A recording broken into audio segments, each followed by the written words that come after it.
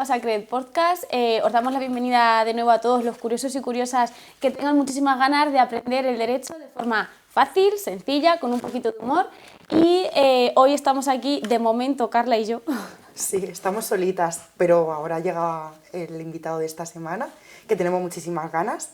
Viene Diego, que es un compañero abogado, bueno, trabaja con nosotras en el mismo edificio y es un pelín más mayor que nosotras, entonces... Cuando escucho esto, Diego. Ha sido un gran apoyo para nosotras. Sí, nosotras cuando llegamos a este edificio, una de las personas que se volcó con todo, con el despacho, con nosotras, con nuestros expedientes, incluso con los temas que llevábamos en aquel momento, es Diego. Entonces, sí, desde aquí, él no nos está escuchando ahora, pero lo escuchará después cuando salga el podcast. Muchísimas gracias, Diego, porque luego te volveremos a dar las gracias personalmente. Sí, desde luego, o sea, si me tuviera que quedar con algo de lo que he aprendido de Diego, o sea, sí, brevemente, antes de iniciarnos con el tema del podcast y más, sería que yo no sabía que se podían poner tantos recursos al juzgado. Pero no recursos de un procedimiento, no, recursos a funcionarios del juzgado. No, Diego es una persona, ahora lo conoceréis, pero Diego es una persona que puede ponerte un recurso en cualquier momento, puede ponerte una queja en cualquier momento, puede decirte lo que sea en cualquier momento, no te lo vas a esperar, sí. Pero él sabe qué decirte y cuándo decírtelo, ahora lo veréis. Bueno, y tiene un dote lingüístico que os vais a quedar, le voy a intentar explicar que esto es para que las personas lo entiendan, es decir, no estamos hablando solamente para jerga abogados ni nada de eso, al contrario, queremos que todo el mundo lo entienda, así que vamos a intentar domar a Diego para que hable palabras cristianas. Nada. Dicho todo esto, Carla, cuéntanos un poquito de qué vamos a hablar hoy en el podcast, qué tema traemos. Bueno, vamos a esperar ahora a que llegue Diego, que está seguramente que ya al llegar, pero bueno, vamos a empezar a introducir un poquito el tema del que vamos a hablar hoy. Hoy vamos a hablar de la gestación subrogada, de lo que conocemos coloquialmente como los vientres de alquiler. Entonces, bueno, vamos a ver su regulación legal en España, vamos a ver también las implicaciones sociales y éticas que conlleva, porque, bueno, sabemos que es un tema un poquito bastante... Es un tema muy polémico. Y también vamos a ver las últimas novedades jurisprudenciales al respecto. Entonces, bueno, creemos que es un tema que puede gustar mucho, que puede interesar mucho, que es de plena actualidad y, bueno, esperamos que, como siempre, que os guste. Que os guste, que lo entendáis y que dentro de todo el respeto posible que podamos dedicar al tema, intentaremos hablar desde una perspectiva lo más objetiva posible, aunque evidentemente también daremos nuestra opinión personal, porque para eso estamos aquí, para mojarnos dentro de lo que cabe, pero siempre desde una perspectiva absoluta y totalmente respetable para cualquier persona que se pueda encontrar dentro de una situación similar a esta. Sabemos que es un tema bastante complicado porque tratamos aparte con el derecho, con sentimientos, que hay materias, como bien decimos muchas veces, que por suerte o por desgracia son más livianas de llevar, temas bancarios, al final es dinero. Monetarios, sí. Cuando te juegas, yo siempre tengo el dicho de, cuando te juegas dinero, bueno, te estás jugando dinero, ostras. Sí, pero... El dinero importa, pero cuando ya es la vida de las personas, ojo, ojo, ya son cosas que, bueno... Son más complicadas de gestionar, porque evidentemente se mezclan sentimientos con complicaciones que al final determinan personas que no saben por lo que se está pasando y es verdad que es un tema bastante complicado, pero bueno, para eso también tenemos una ley, para eso también tenemos una normativa que es para intentar dentro de lo que cabe encauzar todo esto de la forma más lógica, más razonable posible y pues objetiva, ¿no? Al final, dentro de lo que cabe. Sí. Pero ¿hasta qué punto se es objetivo dentro de la normativa? Porque al final, evidentemente, la normativa la realizan personas como nosotros. Sí. Y ahí es donde entra ya el aspecto en el que depende quién haga la ley, sí, vamos a encontrar unas normas u otras, como quien dice, unas trampas. Sí, pero está claro que al final es un tema en el que cada uno tiene su opinión. Hay opiniones muy dispares. Sí. Gente a favor totalmente de los vientres de alquiler, gente que está súper en contra de los vientres de alquiler, otras personas que prefieren mantenerse al margen, pero al final es un tema de actualidad social, o sea que lo estamos viviendo todos en nuestro día a día y evidentemente por algún lado tienes que tirar, una regulación tiene que haber. Exacto. Y al final cada país pues intenta inclinarse por una posición o por otra, pues dependiendo de, bueno, supuestamente... De su sociedad. Sí, de la sociedad, bueno, y de los principios y los valores, yo creo, de cada país, ¿no? Sí. Es que al ser un tema tan delicado, pues juega también un papel muy importante los principios y los valores implantados en las personas que conviven en ese país. Sí. Aquí en España, por ejemplo, tenemos una normativa bastante clara, que en este caso, pues, en España la normativa lo que dice es que no se permite la asistencia de terceras personas para llevar a cabo la gestación de un bebé, en este caso. Entonces, claro, en otros países, evidentemente, como bien dices, es algo más abierto y entienden esa perspectiva. En este caso, en España, al tener esta... ¿Cómo llamarlo? No sé, claro, porque no sé si es limitación o esta distinción. Es que es una limitación, escucha, es una prohibición. De derechos, al final. Es una prohibición de derechos, o sea, hasta dónde llega es muy complicado, es muy difícil. La cuestión es hasta dónde llega el derecho de una persona para decidir sobre otra. Sí. ¿Qué prevalece, el derecho de una o el derecho de la otra? Es complejo. Sí, y a la gente que nos esté escuchando y entienda... Están confrontados dos derechos. Sí. Como siempre hablábamos en la carrera, en este caso, nuestra legislación lo que hace es ponderar, la famosa palabra que siempre nos ha perseguido desde el principio, ponderación de derechos. Ponderar significa poner una balanza, un derecho y otro, y al final determinar cuál de los dos prevalece sobre el otro a razón de una serie de argumentos que podemos entender ya no solamente jurídicos, sino en este caso también éticos y morales. Sí, es difícil, porque además cuando hablamos de derechos fundamentales, como el derecho a la vida, sí, es un derecho fundamental. Entonces, cuando hablamos de derechos fundamentales, la cosa se complica todavía aún más. Es muy difícil. Pero bueno, vamos a intentar desgranar un poquito todo este tema, sí, para poder terminar este podcast, esta charla entre los tres con una conclusión.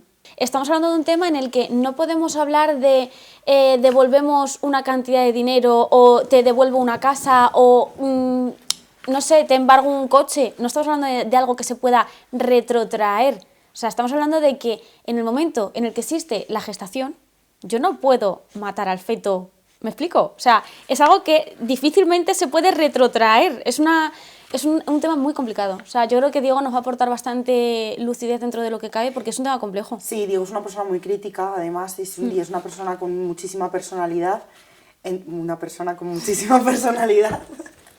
Entonces creo que sí, nos va a dar una buena visión sobre este tema, y creo que va a haber muchas personas que después de escuchar este podcast y después de escuchar a Diego, quizá incluso vaya a cambiar de opinión sobre muchos de los puntos que vamos a comentar. Sin duda, porque además nosotros somos muy empáticas, que es algo, es algo que nos persigue y a la vez intentamos como mantener, o sea, nuestra empatía, porque evidentemente quien conozca a los abogados, un abogado de toda la vida de Dios, sabrán que son personas muy formales, muy serias, muy distantes, pero porque no gusta nada, o en palabras cristianas, no mola nada, llevarte a casa ese dolor que tienen muchas veces las personas cuando vienen a verte. Entonces, como somos muy empáticas, el problema que tenemos es que empatizamos demasiado. O sea, yo sé que tú y yo nos hemos tomado cafés después de estar trabajando y en lugar de hablar de qué nos vamos a comprar o de qué maquillaje tal, no, nos ponemos a hablar de cómo gestionar esas situaciones que empatizamos demasiado.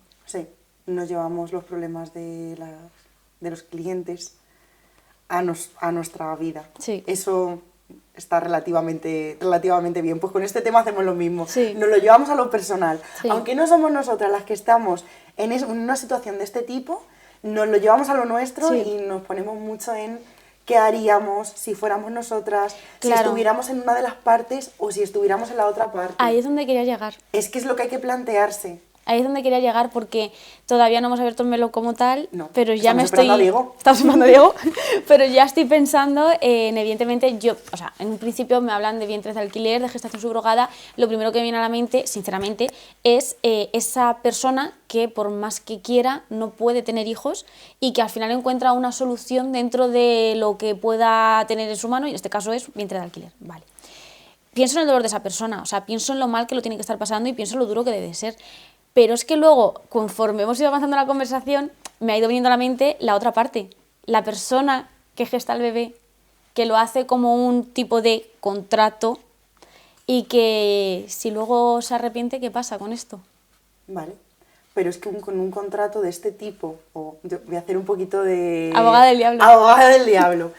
En un contrato de este tipo o de cualquier otro tipo, tú sabes que hay un elemento esencial que es el consentimiento. Sí. En un contrato entre dos partes tiene que haber consentimiento. Si la madre, o sea, la gestante consiente. Claro, luego, pero es que también nos encontramos temas de vicios en el consentimiento. De no es que en ese momento, luego es que me ha dado una depresión, luego es que, ostras, es complicado. No es que necesitaba el dinero y entonces estaba mal.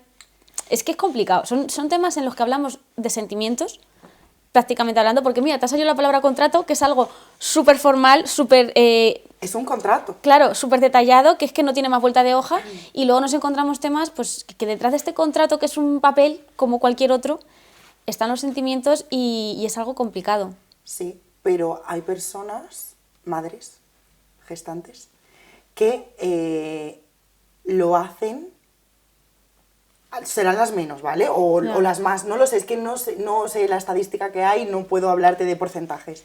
Pero habrá, sí que es verdad que yo he visto alguna entrevista en las que madres gestantes han contado cómo ellas, evidentemente lo hacen por la economía, pero que también lo hacen porque saben que hay madres que no pueden tener, madres que quieren ser madres y no pueden tener bebés, entonces quieren hacer como un tipo de favor a esas personas que no pueden tener bebés y como ellas sí que pueden, quieren contribuir a la sociedad de esa manera.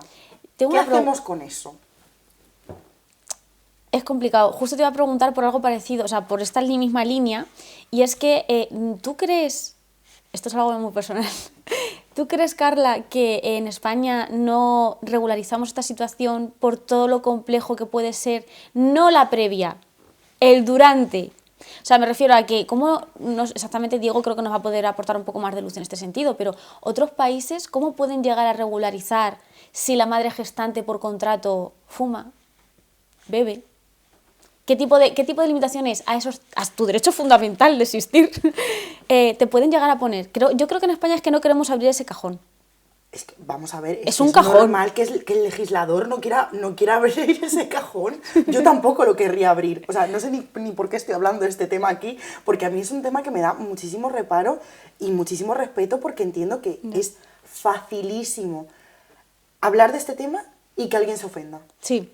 Y que a alguien no le parezca bien. Y que todo esté mal o que todo esté perfecto, pero siempre te van a sacar algún matiz. Entonces... Esto es un tema que tiene muchísima regulación por detrás desde mi perspectiva. Y regular esto es complicadísimo. O sea, son muchas cosas que hay que tener en cuenta y claro, entiendo que a España ahora mismo no le interesa meterse en... Bueno, ni en eso ni en muchas cosas. Bueno, meterse... Bueno, sí que se ha metido, han dicho que no. Ahora lo veremos también. Sí, pero es que han dicho que no. Han dicho que no. Con matices. No, han dicho que no. Que no puede haber madres gestantes o sea, que en España. La normativa en España claro, dice literalmente que no puede haber madres gestantes aquí, o sea, en España. Aquí. Pero, ¿por qué bueno, no? ¿has visto esta última de el chico este? Bueno, ya estoy esperando, ya que estamos esperando a Diego, pues abro otro melón. ¿Has visto esta última noticia de el chico este que le hizo a la novia un contrato indicándole los días que se podían tener relaciones y de qué hora a qué hora? Y que la ha denunciado, ¿Cómo? y que la ha denunciado porque supuestamente se pasó 5 minutos de la hora y la denunció por violación.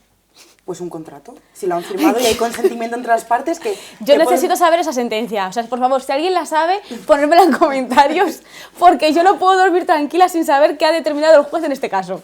Cualquier día, cualquier cosa. Es que vivimos en un mundo en el que tenemos tanta información y no sé, es que todos los días muchísima información, te metes en redes sociales y ves un montón de cosas súper novedosas. Yo cuando digo que no a algo, o sea, que algo me parece mal, yo ya hasta me lo planteo, digo, pero ¿y por qué no? ¿Pero y por qué no? Porque, además que tú eres siempre como muy calculada, muy cerrada en algunos asuntos porque, pues sí, pues sota caballo rey, y ahora ya con tanto cambio de todo, es que ya al final, o sea, da pie a que pienses que, pues sí, ¿por qué no? Porque conoces a mucha gente, porque cada persona te da su punto de vista, cada persona te dice cómo ve las cosas, y al final es que depende muchísimo, es que volvemos al principio, al tema de los principios y de los valores y de las creencias. Dependiendo de los principios, los valores y las creencias que tenga una persona, lo va a ver de una manera o lo va a ver de la otra. Y creo que es respetable todo. Es respetable todo, tanto una postura como la otra, porque el que defienda una cosa... ¡Diego! ¡Voy!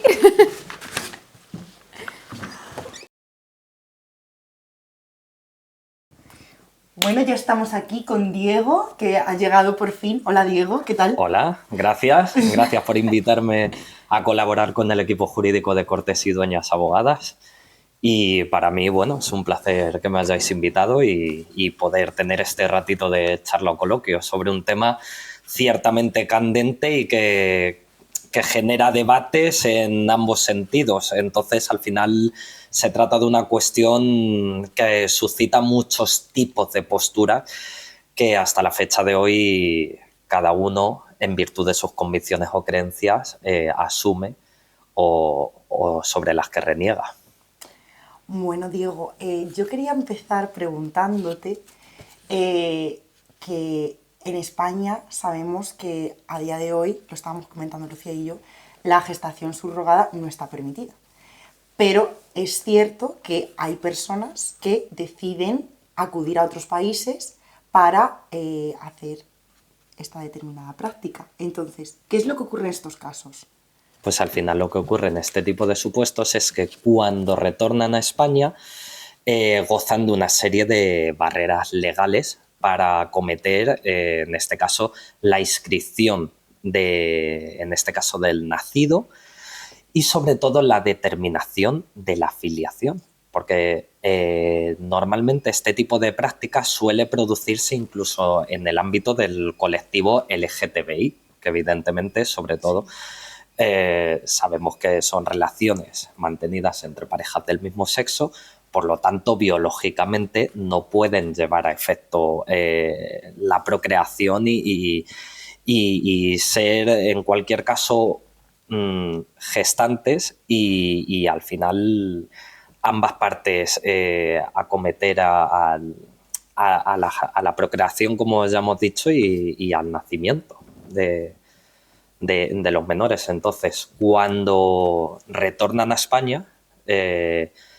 gozan o se encuentran con una serie de barreras legales que han de sortear y han de acudir a los tribunales.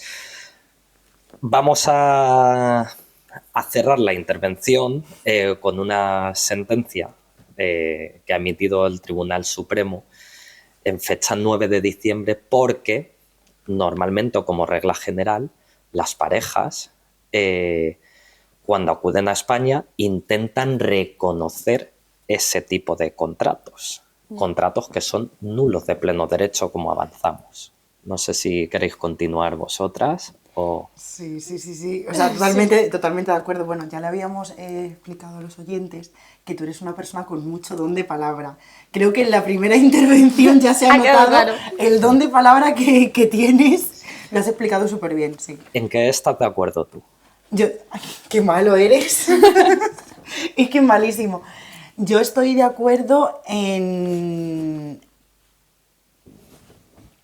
Es que lo he dicho antes ya. No estoy ni de acuerdo ni en desacuerdo. No se moja. No por no mojarme, digo... Al final son cuestiones más que legales, morales. Sí, exactamente. Y yo lo que estaba explicando antes de que vinieras, que aparecerá en el inicio del capítulo, es que al final, pues cada persona tiene unas creencias, unos valores, unos principios, y conforme a esa personalidad que tiene formada, pues se va a decantar por una opinión o se va a decantar por otra. Evidentemente, si tú eres una persona que, por desgracia, no puedes tener bebés y lo que más deseas en el mundo es tener un bebé porque desde chiquitito, desde chiquitita, sabes que es el sueño de tu vida, al final cuando llegue el momento en el que quieras tener bebés y no puedas, vas a hacer lo que sea por poder acceder a esa posibilidad. Pero está el mecanismo de la adopción, ¿cierto o incierto? Es cierto también. Cierto. Vas a estudiar las opciones que haya y dentro de las opciones que haya, pues te decantarás por una o te decantarás por otra. Luego sí que es verdad que pues, habrá gente que aún así, aún deseando con todo su alma y con todo su corazón tener un bebé, pues piensa que esto es una aberración y que es utilizar el cuerpo de la mujer, porque es utilizar el cuerpo de la mujer al final. Son 9 meses en los que esta chica está gestando una persona dentro de ella. Yo ya hablo también como mujer. El sentimiento que se debe de crear en esos 6 meses, el vínculo que creas con el bebé, debe ser impresionante. Entonces, luego, ¿hasta qué punto puedes desvincularte? Das tu bebé a otra familia que tú sabes que va a estar bien porque lo desean muchísimo, pero ¿hasta qué punto? ¿Y tú, Lucía, por qué no te decantarías por la adopción? Yo no he dicho que no me decante por la adopción. Yo te lo he formulado una pregunta. Sí, pero no he dicho que no me decante por la adopción. Al contrario, creo que la adopción es un mecanismo bastante óptimo, pero por varios motivos. Estamos hablando de vidas humanas. O sea, no estamos hablando de, igual también con la comercialización. Ahí va a ir. Es que llegamos a un punto en el que en alguna sentencia o en algún informe jurídico, no se recita ahora mismo cuál, pero creo recordar haber leído incluso que se trata incluso como si fuera un tipo de mercancía. O sea, estamos hablando de la vida como un tipo de mercancía. Entonces, claro, no digo que ni me decante ni no me decante, porque siempre lo digo, no sé lo que puede ocurrir en un futuro, pero hasta que no estás en la posición de esa persona que está tomando esa decisión, creo que no te puedes llegar a imaginar lo que realmente se tiene que estar viviendo. Es algo complicado. Pero dentro de que sea complicado, también es verdad que existen ciertos matices o ciertos principios, hablábamos antes, de tanto como personas como sociedad. Porque evidentemente volvemos a destacar que en otros países, Estados Unidos, Ucrania, Canadá, permiten esa gestación subrogada. Entonces creo que es algo que va más allá de lo que viene a ser legal o ilegal, y ya no tanto como moral o inmoral, sino como principios dentro de una sociedad.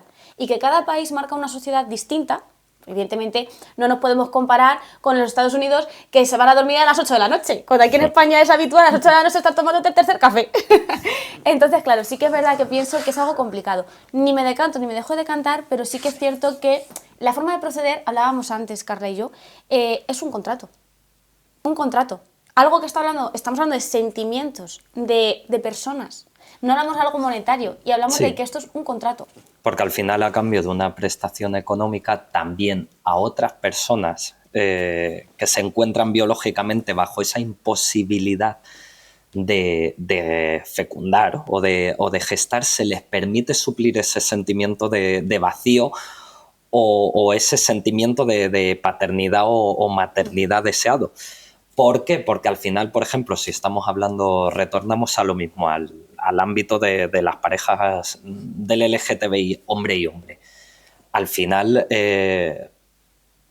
suelen acudir a este tipo de prácticas. ¿Por qué? Porque con el material biológico de uno de ellos se procede, por ejemplo, a fecundar el óvulo de la hermana del otro miembro de la pareja. Entonces, al final, nos encontramos con que ese bebé va a nacer con el material genético de ambas partes, lo cual eso no nos lo suele otorgar la adopción, por ejemplo, una de las múltiples razones. Entonces, ¿qué ocurre?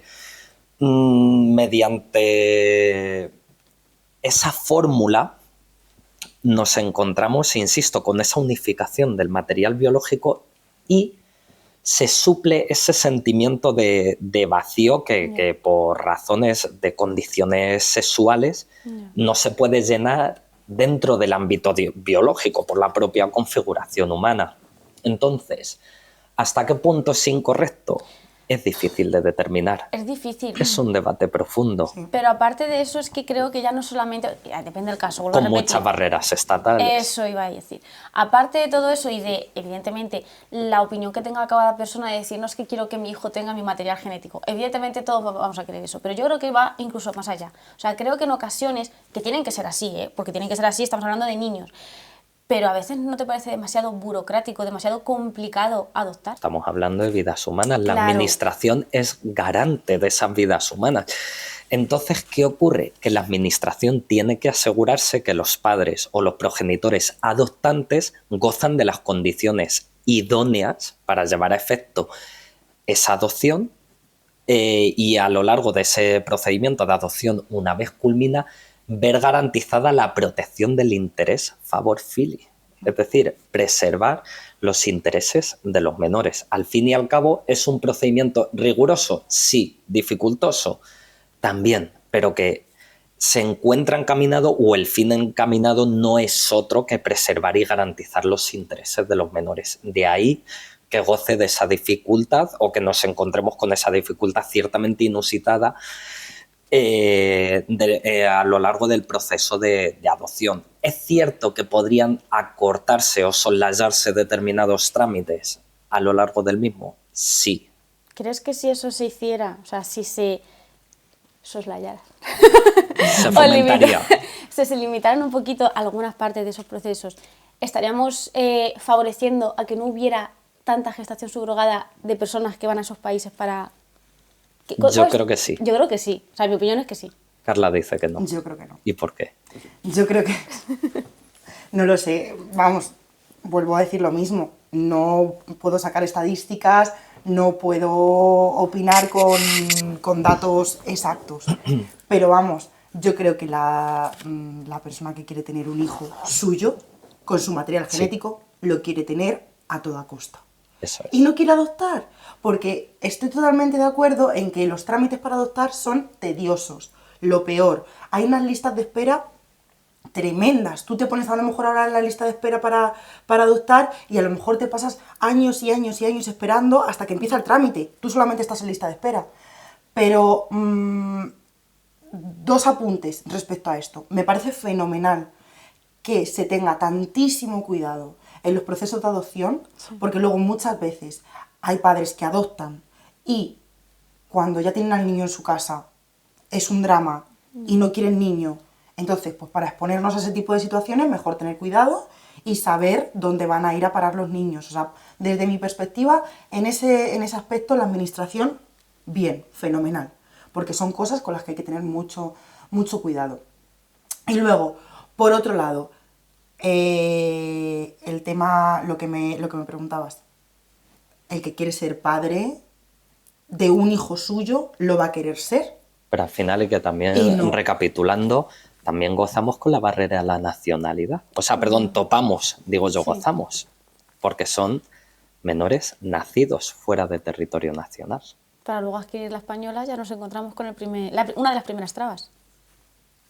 Una de las primeras trabas. Bueno, pero a mí esa quizá me parezca la menos...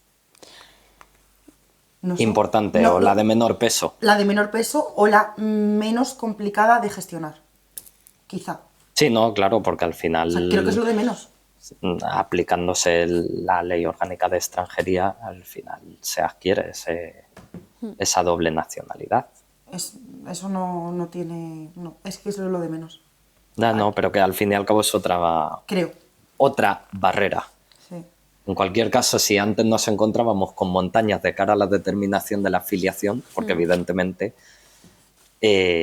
no se puede determinar la filiación hombre-hombre, biológicamente. Es Entonces, al final, si aquí tenemos una serie de montañas, la de la nacionalidad es una colina. Exactamente, justo. Una cosa que quería yo comentaros, a ver qué opináis.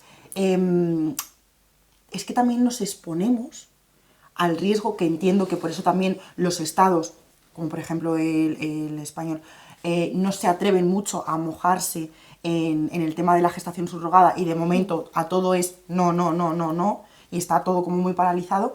Creo que también es por el tema de el tráfico de bebés, por decirlo, o el tráfico de madres, por decirlo de alguna manera. La trata de blancas, tráfico de personas. Tráfico de personas. Creo que realmente, o sea, un único problema, en este caso la gestación subrogada, nos lleva a determinar como un núcleo de problemas. O sea, creo que está todo rondando alrededor del mismo problema, que al final es como uno de los pequeños problemas dentro de uno más grande. ¿Cuál es el más grande? Seguramente si seguimos hablando llegaremos a él.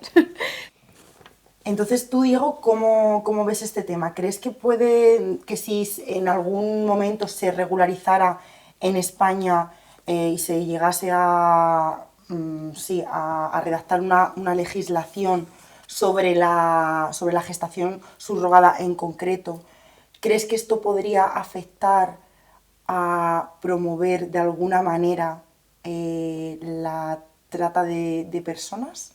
Al fin y al cabo, lo que se promovería sería la comercialización del cuerpo de una mujer, es decir, cosificar y materializar lo que es el propio cuerpo humano y al fin y al cabo lucrarse mediante el nacimiento de aquellos bebés. De ahí que a día de hoy existan notables prohibiciones con carácter expresa, no solo en el ámbito estatal, sino también, aunque en cierto modo resulte ser más laxo, pero en el ámbito de la Unión Europea encontramos esas prohibiciones en el artículo 3 de la Carta Europea de Derechos Humanos.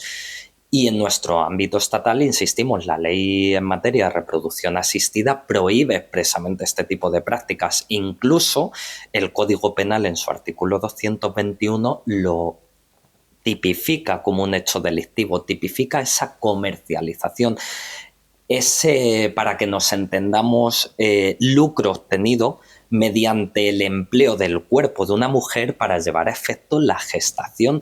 De ahí que no resulte posible bajo ningún concepto este tipo de prácticas y se consideren nulas de pleno derecho, porque incluso podemos estar poniendo en riesgo la vida de la mujer y la vida de los menores, porque no solo al fin y al cabo es la propia gestación, sino el propio proceso de gestación. Cada cuerpo al final responde de una manera y no queda exento ese tipo de embarazos a sufrir complicaciones, padecer abortos, etcétera, etcétera, que requieren tratamientos quirúrgicos por parte de las propias clínicas o determinadas intervenciones como pueden ser hormonales para facilitar ese embarazo y esa situación de gestación.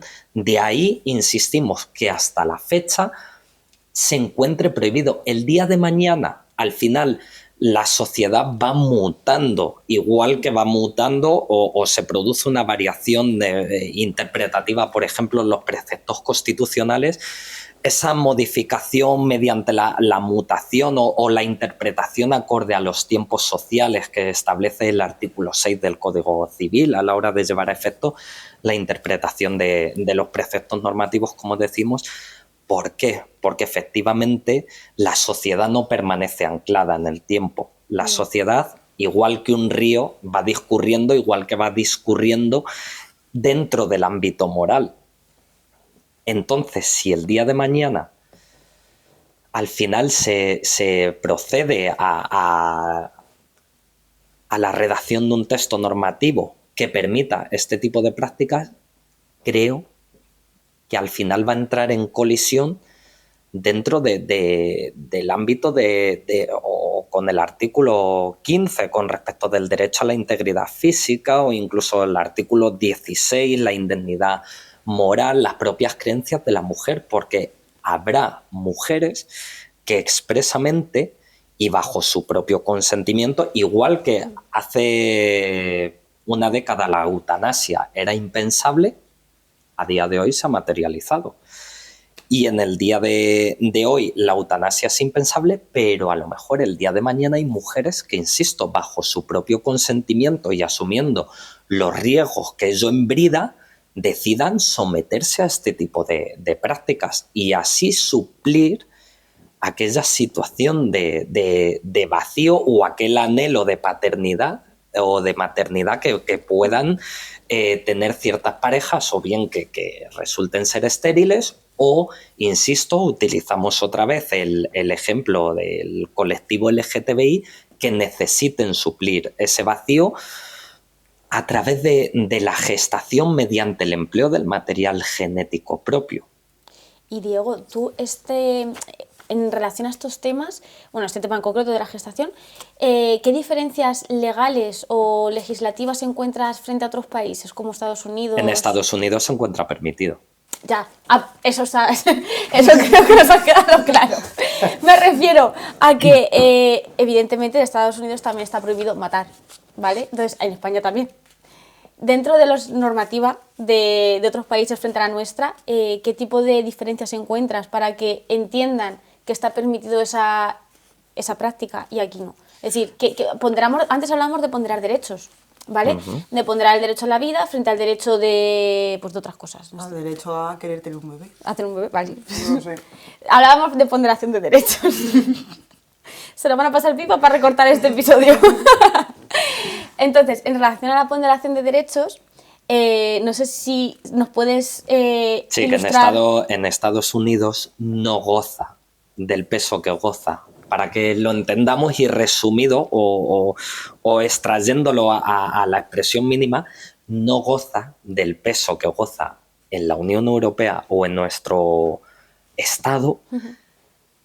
el derecho a la integridad física, a la indemnidad moral de la mujer. Es decir, se permite esa libertad uh-huh. que al final es la regulación existente. Insisto, decimos Estados Unidos, como se puede poner también otro tipo de ejemplo, como puede ser... Se me ocurre una pregunta que a lo mejor en esto sí que vas a hablar bastante. Se me ocurre, ¿qué puede ocurrir? Bueno, ¿qué puede ocurrir? No, ¿qué ocurre en España si... o qué podría ocurrir si un niño, cuando sea mayor, quiere saber quién es su madre después de una gestación subrogada? Pues que al final se le limita y se le impide conocer su origen biológico. Porque nos encontramos, es decir, con un muro de ladrillo. Pues que se están limitando los derechos también a ese niño. Sí, bueno, el bebé en ese momento, adulto en un futuro. Efectivamente. Muy fuerte. Porque Pero en España ya hemos tenido estos casos anteriormente. Con tema de niños robados y otra historia. Sí, el tema de los niños robados. Entonces, claro, en este ámbito nos encontramos dentro de lo que estábamos viendo antes, o sea, otro derecho o otro futuro problema para esa persona, para ese niño, que ya no solamente hablamos de que se le ha concebido de determinada manera y tal, sino que, y aparte de lo que hablamos antes de la trata de blancas y tal, nos encontramos con el derecho a no poder conocer el origen. ¿Quién me tuvo? ¿De dónde vengo? El origen. Es una limitación. Se coarta los derechos del propio menor. Sí, los derechos de la madre, los derechos del menor, es que aquí entran en juego los derechos de todas las partes, que todas las partes no son confluyen, pero por eso decíamos que al final es un debate abierto, porque puede suscitar connotaciones positivas para determinadas personas y connotaciones negativas para otras personas. Aquí entra en juego la moralidad de cada uno. Exacto. Aquí en España, Diego, tú conoces, no sé, o sea, lo desconozco yo por completo, ¿conoces alguna sentencia o alguna persona que haya querido conocer sus orígenes y no haya podido acceder a ellos? Recientemente enlazamos con la sentencia que ha dictado el Tribunal Supremo en fecha 9 de diciembre del 2024, donde se ha determinado la nulidad, no se ha reconocido una sentencia y un contrato con origen en Estados Unidos en tanto en cuanto dimana de esta práctica, es decir, de la gestación subrogada, uh-huh. porque el Tribunal Supremo ha indicado que este tipo de prácticas atenta contra la propia dignidad de la mujer, del menor, los derechos más básicos y elementales y se coarta o se limita esa capacidad de conocimiento de esa filiación. El Tribunal Supremo ha considerado que este tipo de prácticas efectivamente son nulas de pleno derecho porque atentan contra el orden público. Es decir, contraviene de lleno el artículo 1255 del Código Civil. Todo contrato está prohibido o es nulo de pleno derecho si contiene pactos o estipulaciones contrarios a la ley, a la moral y el orden público. Como nos encontramos ante el tercero de los elementos, que es el orden público, se produce la nulidad de facto.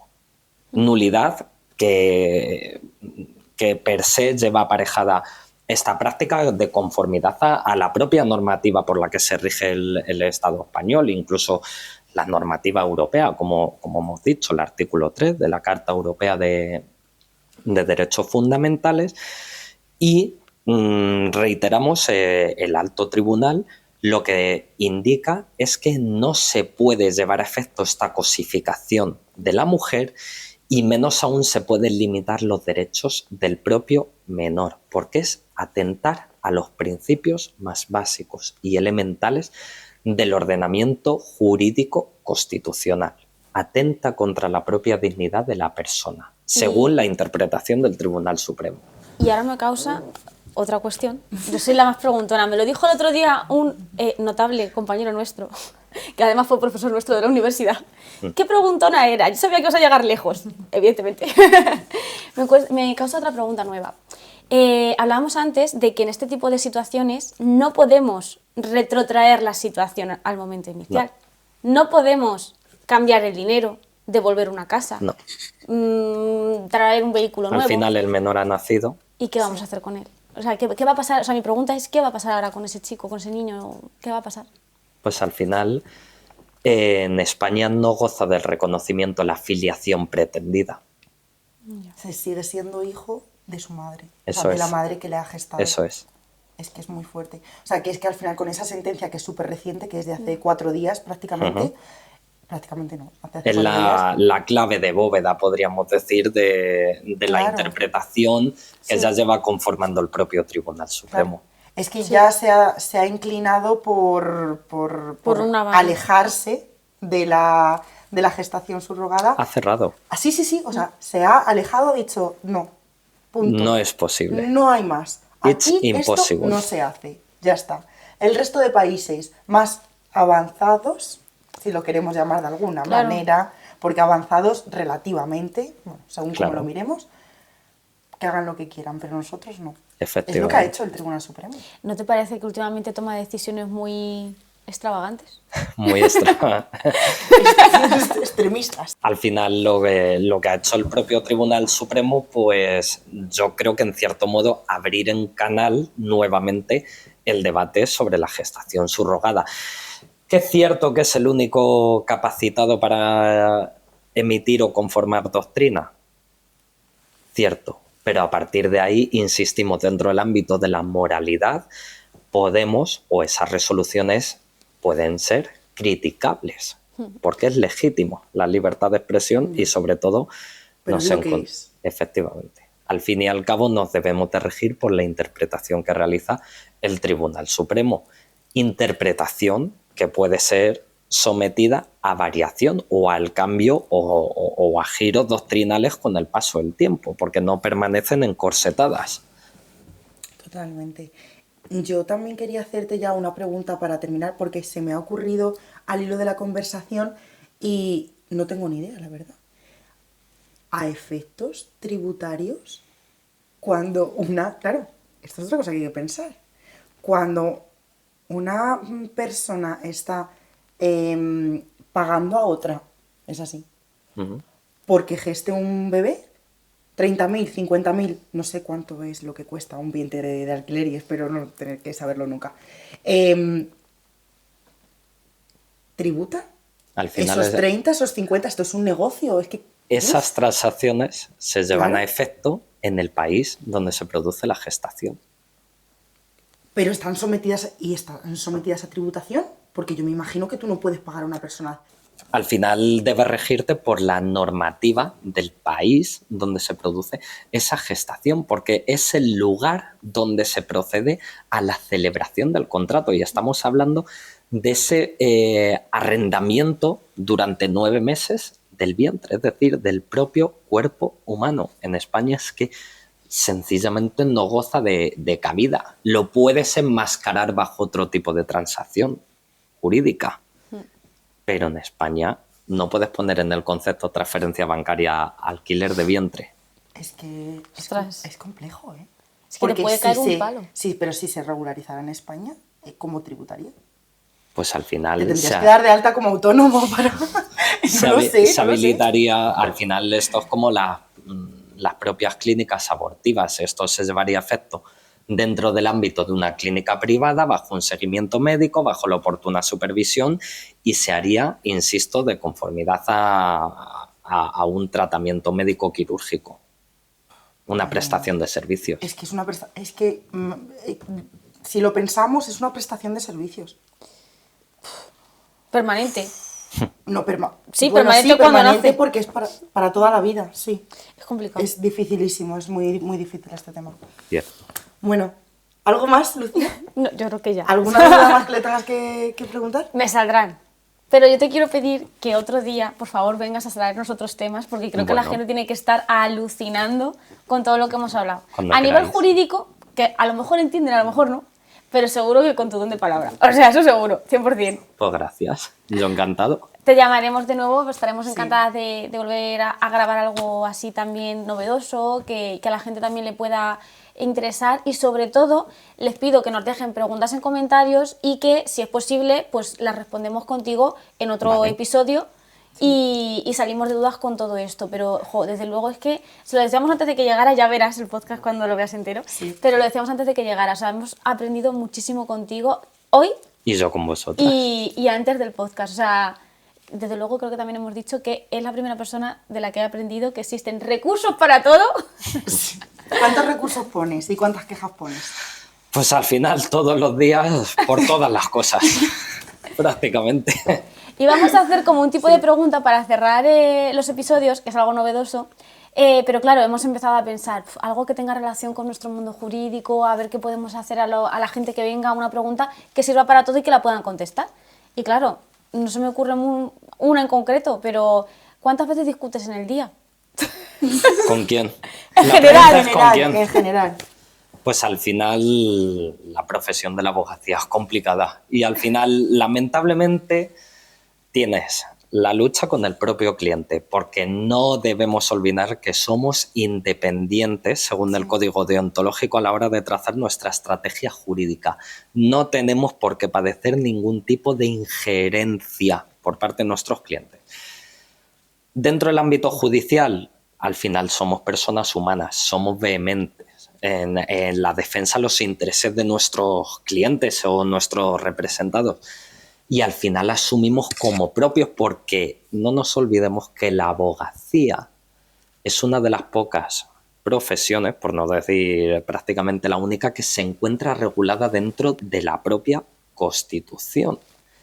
Y asumimos sobre nuestras espaldas los intereses más delicados de las personas y de los ciudadanos. Jugamos con su libertad, con su patrimonio, con su situación personal, con su situación familiar, y al final, insistimos, los letrados asumimos una enorme responsabilidad que cuando nos subimos al estrado no es baladí el trabajo que hacemos, y tenemos que intentar por todos los medios llevar a efecto esa labor defensiva, y ello supone un enfrentamiento dialéctico, en teoría, con la contraparte. Sí. Pero también es un enfrentamiento dialéctico con su señoría y con el propio personal del juzgado.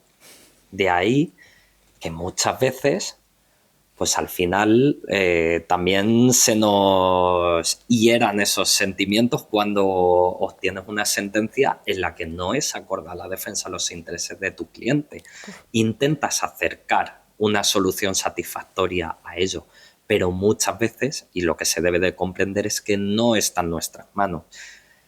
De ahí que exista la vía de los recursos para intentar revocarla. Claro. Y de ahí que nos debamos alejar de las discusiones o de actuar en caliente. Absolutamente, es que es verdad. Cosa que yo no hago caso. No. Que yo me caliento mucho. Sí. Ya lo sabemos. Sí. Es mejor tenerte al lado que no enfrente. Esperemos. Sí. Tú y yo hemos tenido una enfrente y ostras. Pero fue interesante. Pero me ganaste. Gracias. Para que luego digan, es que esa es otra pregunta que te voy a hacer. Si ganas, gana el cliente. Es que si pierdes es que el abogado es malísimo. Sí, no, claro. Al final es que mi abogado era más torpe que el resto. Sí, sí. Pues muchísimas gracias, de verdad. A vosotras. Muchas gracias. Agradecemos todo, tu conocimiento, tu tiempo y desde luego que nos hayas dedicado estas palabras y tu atención.